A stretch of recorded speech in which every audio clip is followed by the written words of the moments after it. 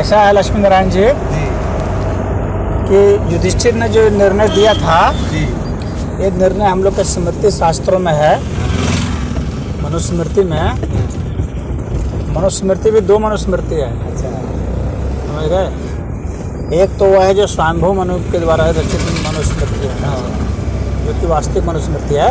हालांकि उसका नाम जो था ना उसमें मानव शास्त्र नाम है, उसका वास्तविक नाम जो है मानव शास्त्र, मनुस्मृति नहीं मानव शास्त्र। हाँ, मानव धर्म शास्त्र को कहते हैं।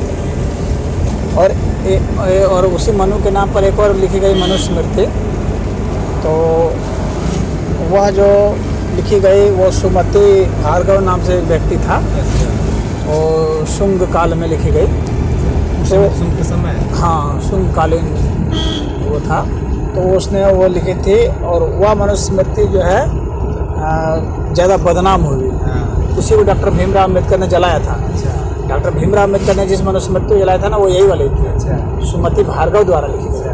और जो स्वयंभू मनु द्वारा है वो सही है। तो क्या है? मानव धर्म शास्त्र नाम है, लेकिन उसको भी मनुस्मृति कहते हैं क्योंकि मनु पहली स्मृति वही है। हाँ, तो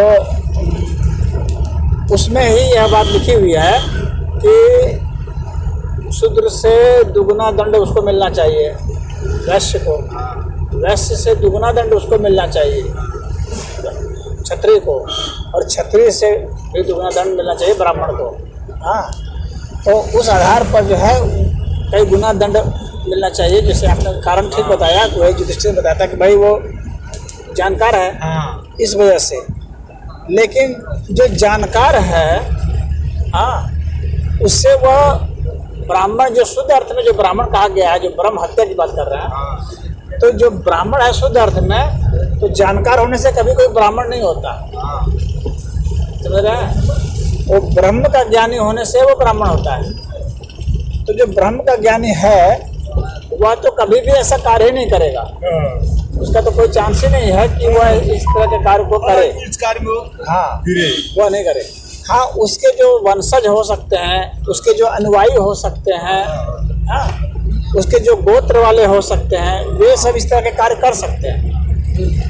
हाँ, तो वैसे लोगों को जब दंड दिया जाता है तो राजा का जो है ना, राजा जब बैठता है दंडाधिकारी के रूप में, उस समय राजा को परमात्मा माना जाता है। उस समय वो राजा नहीं है, उस समय ब्राह्मण, उसको ब्राह्मण हत्या का पाप नहीं लगने वाला है, क्योंकि वह जो है स्वयं परमात्मा है। जो दंडाधिकारी होता है वो परमात्मा हो जाता है, जो न्याय करता है ना, तो जो न्याय करने की कुर्सी पर बैठ गया वो परमात्मा हो गया, वो पाप पुण्य से मुक्त हो गया। तो जिसने वैसा दंड दिया है तो उसको किसी प्रकार का कोई पाप नहीं लगने वाला है, चाहे उसने ब्राह्मण को दिया हो, क्षत्रिय को दिया, वैश्य को दिया, शूद्र को दिया हो, वो उससे मुक्त है। तो इसीलिए ब्रह्म हत्या का कोई भी पाप उसको नहीं लगने वाला है।